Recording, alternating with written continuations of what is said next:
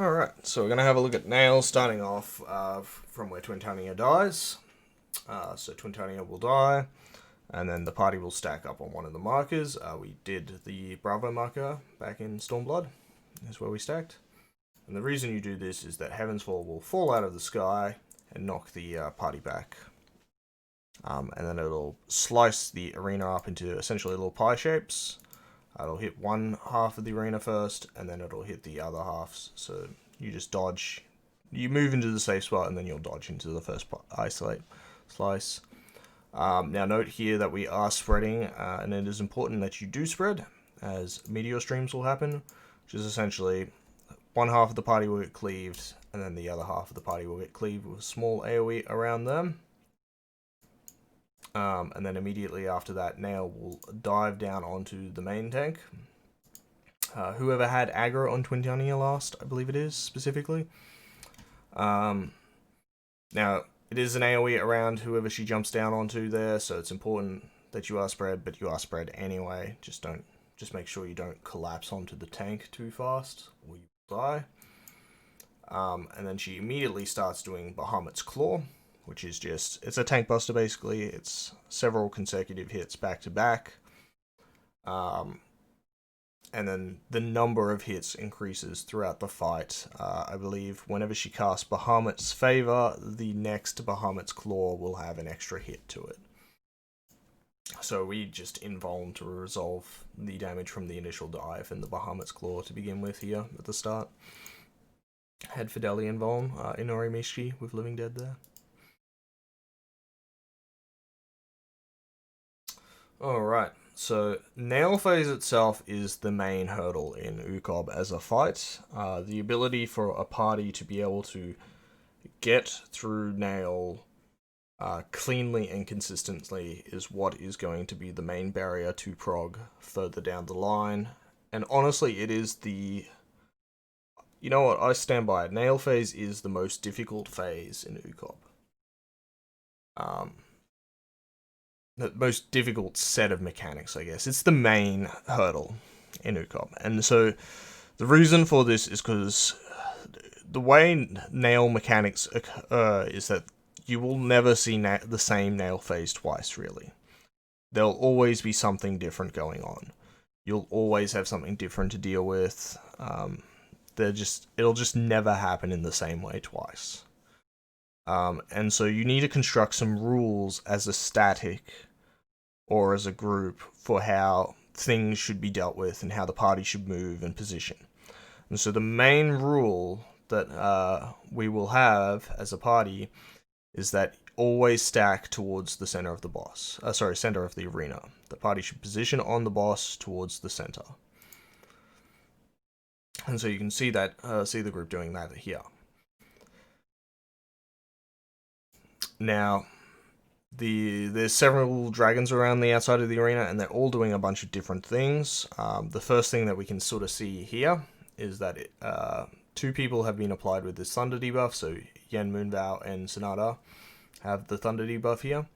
Now, the Thunder debuff, when it times out, will just essentially do a small AoE around the person with the debuff. Does nothing to them themselves, but if you are hit by the AoE, you will get a paralysis, and it does a sizable amount of damage as well. So there's a good chance you would die if you accidentally hit someone with it, or get hit by it yourself. And even if you live, you'll want to be dead anyway. So the way that we resolve this here is that the people with the Thunder debuffs will essentially call out either left or right, and they'll go on the flank of the boss there on that side. A good question might be, oh, why don't they just pull off the boss? And so that ties into what's happening here. You can see above the Nael's head here, she's got a little quote bubble. So Nael's quotes are an infamous mechanic, as they are unfortunately best resolved by having triggers. So one of us in the party, someone in the party will always basically have a trigger or a cackbug or something to call it out, because it would be ridiculous to expect people to read the quote and be able to identify what mechanic is happening. But that's a bit of a tangent. So essentially what is happening, she says a quote, and then she'll basically do two mechanics, one back to back. So the first quote is always going to be Lunar Dynamo. So Lunar Dynamo is a donut, which you stay in on the boss's hitbox for, essentially. And then it'll either be Thermionic Beam, which is a stack, or Iron Chariot, which is just a AoE around herself that you need to pull off the boss for. So it'll either be in and stack, or it'll be in and out. I believe in... specifically here we had out, but all the same. Thunders will go on the flanks, the party will stay on the boss there towards the center. The Thunders resolved before there as well, you could see. Sorry, I've gone back a bit here. So Thunders go to the flanks. You can see the Thunders explode there, and then immediately Lunar Dynamo happens. And then it'll either be stack, in which case the Thunders would join us on where the party was stacked on the boss there, and we would just stay there. Or it's out in this case, in which case you just pull off the boss here, as you can see. And then this ties into essentially like what I was mentioning before, rules. So the second rule is always move clockwise around the boss. In any scenario where you need to move clockwise around, move from where you were, move clockwise. So we had to pull off there, which means an extra step, I guess. You pull off and then go back to where you were and then move clockwise around the boss. So after that Lunar Dynamo happens, there's a bunch of new things going on, so I'll go through them one by one. And we'll start with the obvious one here, which is this giant white circle. So we've pulled off the boss, this giant white circle has happened.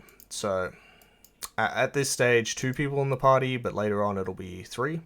We'll get Doom debuffs here, so Inorimichi has a debuff, a Doom debuff, and then Yen, who is casting Broil, also has a Doom debuff here. And it's resolved in, like E8S, essentially, like in Shiva. So that giant white AoE you saw on the ground before, we'll place a little white puddle on the ground where it happened. Exactly like in E8S, so it looks the same.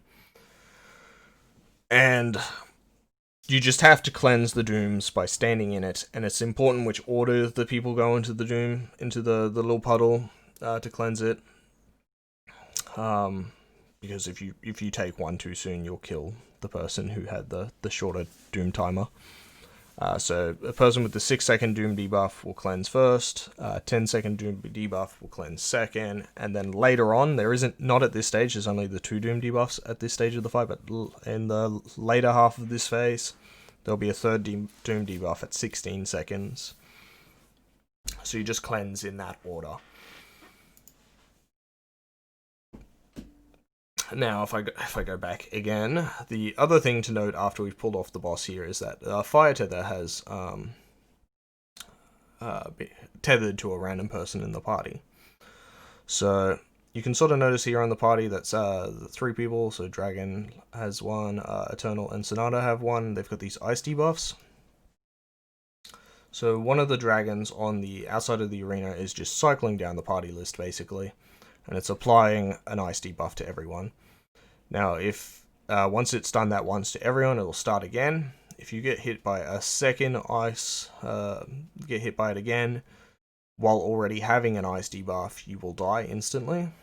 And so the way that this resolves itself is that one person at various stages of the fight will get this fire tether, which it essentially does the opposite. It applies a fire debuff to everyone. And if you have an ice debuff, and get hit by the fire tether, then it cleanses, you lose the debuff, and vice versa. If you have the fire debuff and get hit by the ice debuff, it cleanses and it goes away. Keeping track of this is not as hard as maybe that sounds. The way that you resolve it has a really simple rhythm, and that you do fire in, fire out, fire in, and then the last one doesn't really matter. You can do fire in or you can do fire out. Ideally, you try and do in, I guess, there is just as a safety measure, but it doesn't matter. The last tether really doesn't matter. So it's fire in, fire in, doesn't matter. So I'll go through that whole set of things again and sort of explain everything that's happening. So we're stacking up on the center of the boss. The thunder debuffs go out. They call their flanks. They're going to their flanks. She does her quote, which will always be in, and then it'll either be stack or it'll be out. So we're going to stay in for the Dynamo. We head out, so we're going to pull off. Fire tether happens, so everyone needs to come onto the front of the boss there again to get hit by the fire. Dooms have been applied. We're moving around clockwise from the boss here. The dooms will collect their puddles. And then that is that set of mechanics essentially resolved. And then she leads on with a Bahamut's Claw, so she's bashing the tank there, Dragon Lady, with several hits. Immediately after that, we get our second fire tether. So remember, this fire tether will be out. And so rules, again, one of the rules that we had was that the fire out will always go on the left of the boss. And the reason that we did this was mainly so that if you missed the first fire in, you can take the fire out and you will live. It sort of makes it a little bit more jank, but you can live. So Gabe missed the first fire in. He was a little bit slow to get in. So he's going to join Yen on the left of the boss here and eat that fire out tether.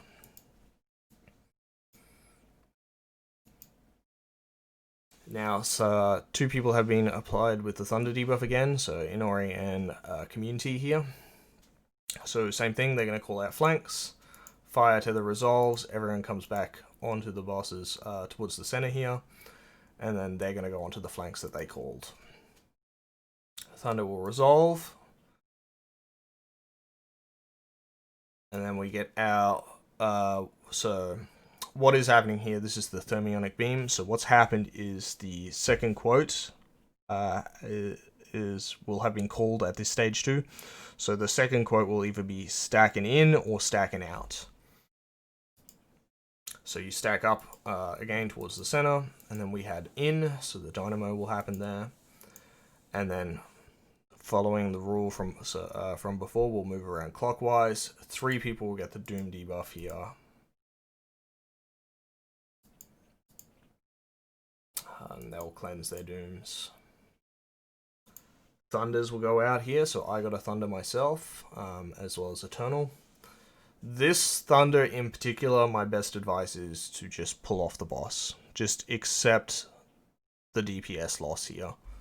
For the melee in particular. The range obviously doesn't matter as much, but my best advice honestly for this Thunder is to just pull off the boss if you get it. Because the dooms will be on the hitbox there. The people will need to cleanse it. It just becomes rough to try and keep up time there. If you can do it though, more power to you, but yeah, that would be my advice, just in terms of playing it safe. So the Thunders will resolve, the Dooms will collect their Dooms, and then the next Fire Tether will come out as well, so it's fire in for us. So we come in and eat that.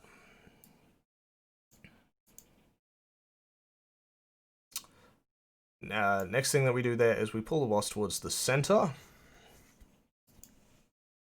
And this is for the next quote.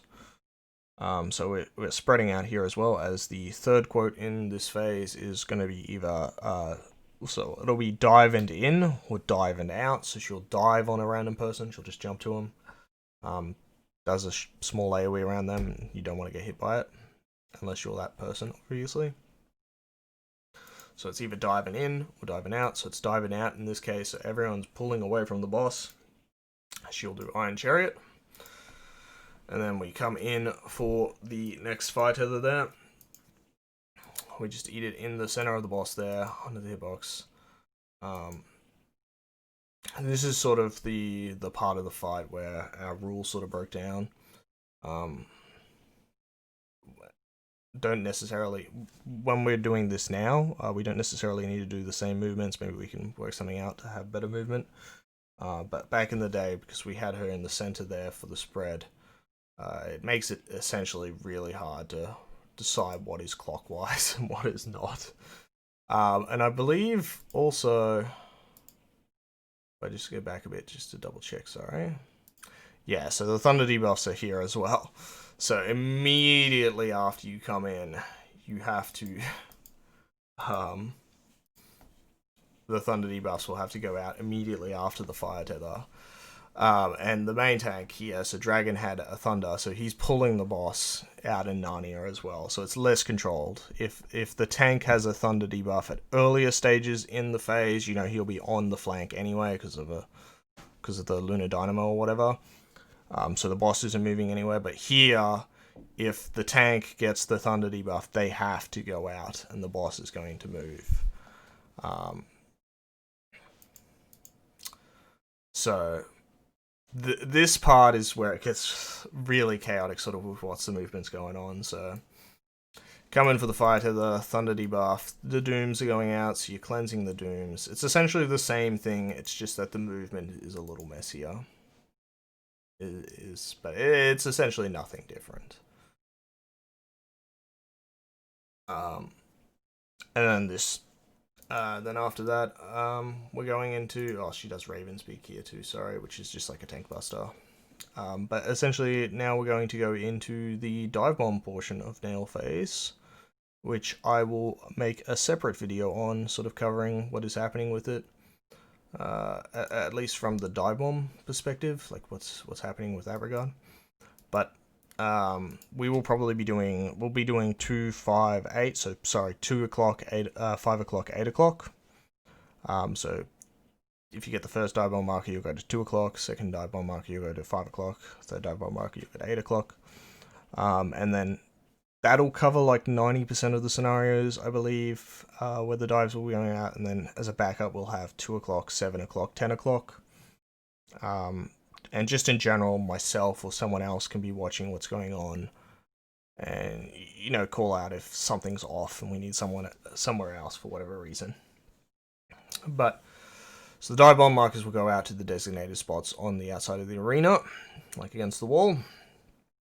She does shoot these like little black AoE puddles at the first and second dive bomb marker, the people marked with those as well. Second dive bomb marker doesn't really matter, you can sort of ignore that, but the first dive bomb marker you kind of need to wait for the puddle to go off before you go to your spot. So they're just going out, there's the third dive bomb marker there, and then she'll have said her fourth quote at this point, which will be, it'll be the dive on the tank again, with either meteor or stack. So if it's meteor streams, you need a spread. Stack, you just stack in the center there, and the tank stands off by themselves. So we had a dive and stack here, it looks like. So dive on the tank, and the party stacking in the center there. And they'll eat the thermionic beam. And once you get to this point of the phase and you've done this successfully, you've beaten Nael. The only thing after that is the last quote, really, and then Enrage. So, Bahamut's Claw there was, so Tank Buster.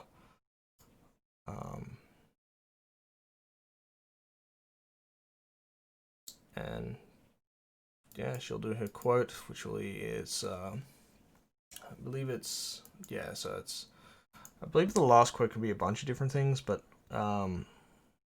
it's spread and out and spread and in or something like that. If I'm not 100% sure on that last quote, sorry, but it looks like it's spread and in this case, so we spread and then she jumped on someone, we came in for the hitbox for the Dynamo, but that is Nael phase there.